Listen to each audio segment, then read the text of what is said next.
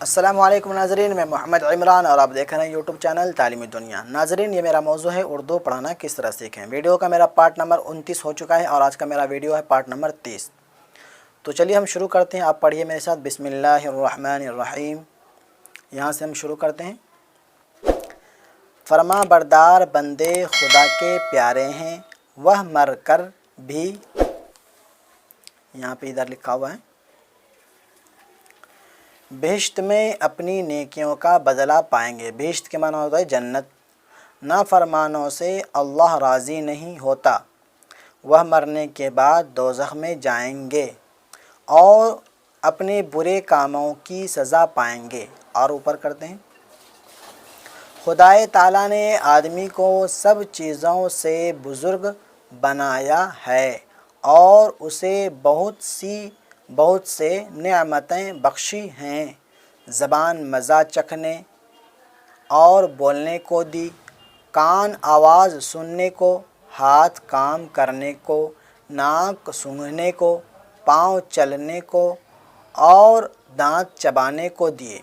طاقت اور قوت اتنی بخشی کہ بڑے بڑے طاقتور جانوروں پر قابو پا سکے۔ ہم لوگ ہاتھی اور شیر کے اوپر بھی قابو پا سکیں، یہ سب خدا کی دین ہے ہمارے اوپر۔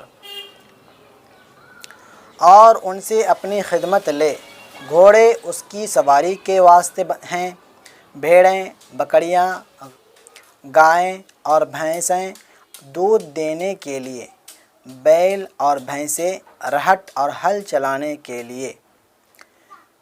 بہترے جانور ایسے بھی ہیں جن کا گوشت آدمی کھاتے ہیں۔ اور اوپر کرتے ہیں، اور ان کے چمڑے سے ہزاروں کام کی چیزیں بناتے ہیں۔ جیسے ہم لوگ جیکٹ بناتے ہیں، چپل بناتے ہیں، یہ سب انہی جانوروں کا بنتا ہے جو ہمارے لیے خدا تعالیٰ نے حلال کی ہیں۔ بے جان چیزیں بھی کام کی بنائی ہیں، درختوں کا سایہ، ان کی لکڑی، ان کا پھل، ان کے پھول اور ان کی جڑیں، یہ سب آدمی کے واسطے عجیب نعمتیں ہیں۔ ہوا، پانی، آگ اور مٹی کے بغیر آدمی کا کوئی کام چل نہیں سکتا۔ اور اوپر کرتے ہیں، یہ بھی اسی خدا کی بخشش ہے۔ غرض جہاں میں چھوٹی بڑی جتنی چیزیں ہیں، سب کو اسی نے کسی فائدے کے لیے بنایا ہے۔ خدا تعالیٰ نے سب چیزوں کو بنایا اور وہی سب کا مالک ہے۔